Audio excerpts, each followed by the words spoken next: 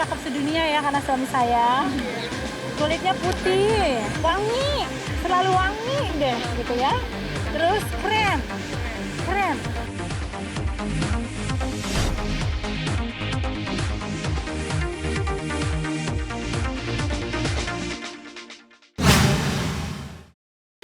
Coba mundur dulu, agak mundur boleh gak? Aku lagi gak enak badan soalnya. Ya udah bang, Udah buruan tanya. nah berarti bener ya mbak, udah nikah ya mbak? Iya, Didi, sorry Benar. Didi. Berarti bener nih mbak, bener-bener Beneran. dikit. Oh tidak, wallahi wa rasuli, demi Allah, demi Rasulullah Nabi Muhammad Sallallahu Alaihi Wasallam, saya bercerai murni karena keinginan saya, karena ketidaksanggupan saya diperlakukan seperti itu. Dan saya bertemu dengan laki-laki ini setelah habis hitungan dari Mas Kiwil mentalak saya secara halus di WA. Itu sudah selesai 3 bulan baru saya berkenalan. Bukan taruh ya, berkenalan. Baru dekatnya benar-benar dekat banget setelah sudah putusan cerai di 10 Agustus. Tidak ada tuh saya bercerai karena ada laki-laki lain, tidak ada. Seorang istri yang berselingkuh dari suaminya, mau selingkuhnya kecil-kecilan kek ya, gak akan mencium bau-bau surga. Karena itulah saya menolak. Dan qadarullah, kita tidak dipertemukan karena pandemik. Setelah pandemik baru kita berkenalan. Dan pada saat proses aku menunggu 3 bulan selesai dari Mas Kiyo mentalak secara halus itu kita tidak ada komunikasi ya. Jadi baru benar-benar ketemu pertama kali itu di bulan Juli. Secara agama sih seharusnya itu karena kan gini, Mas Kiwi kan gak ngasih nafas lahir batin selama berbulan-bulan itu. Jadi saya cuma tinggal menunggu proses ketuk palu. Seharusnya dari ketuk palu juga secara agama mah udah bisa langsung menikah. Karena kan yang nikahin saya juga bukan orang sembarangan. Ini kiai loh, gitu loh. Jadi artinya dia lebih tahu. Dan saya udah berapa kali haid emang udah nggak ada hubungan apa-apa dengan mantan suami, tidak mendapatkan nafkah lahir dan batin ya, gitu loh. Beda sama yang bercerainya baru, nih bercerai sekarang, masih tinggal serumah, besok putusan cerai, ya itu harus nunggu dong, idahnya 3 bulan, 10 hari, kan aku kan udah dari proses cerai itu, pandemik, terus 3 bulan lockdown, terus udah gitu ya Mas Kilo kan udah ngasih talak halus di WA gitu ya, oh kita hidup masing-masing ya, kamu dengan jalan kamu, saya dengan jalan saya ya, saya nggak mau ganggu kamu lagi. Nah itu kan saya hitung dari situ 3 bulan, baru saya menerima untuk dikenalkan dengan seseorang. 19 September 2020 ya. Di mana itu? Di rumah saya.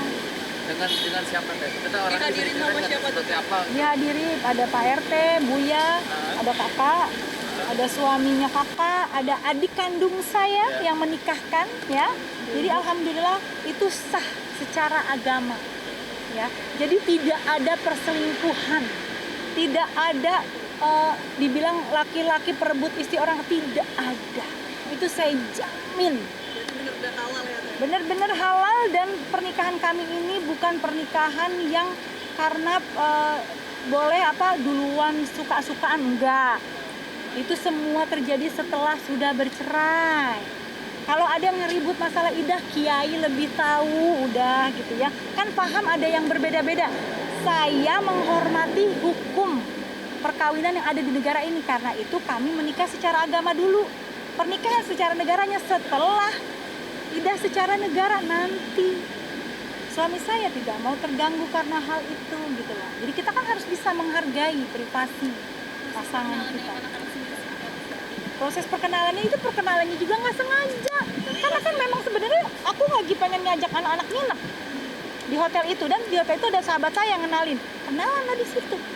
Sekarang netizen ya, nikah sama laki orang dibilang pelakor, masalah. Udah cerai disyukur-syukur.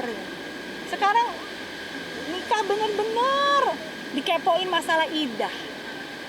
Orang yang berzinah dibiarin aja, urusin dosa masing-masing aja, say ya, kiamat udah dekat ya enggak.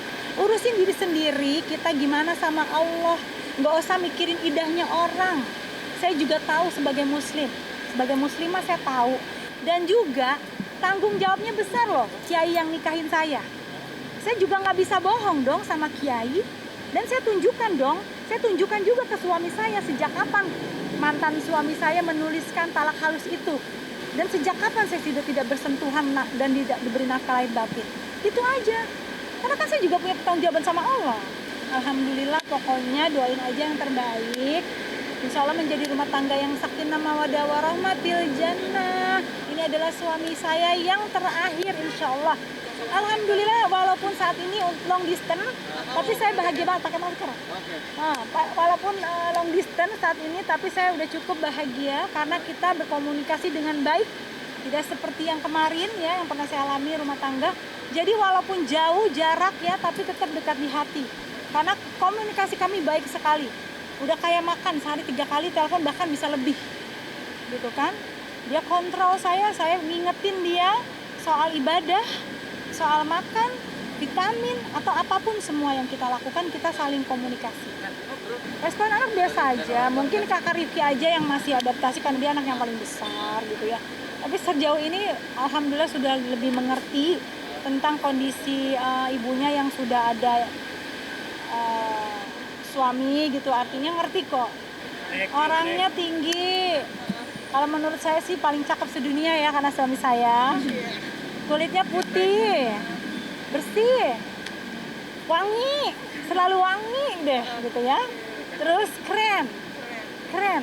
Nanti saya posting deh fotonya di Instagram kalau memang dia mengizinkan ya. Pokoknya gayanya aku suka kamu.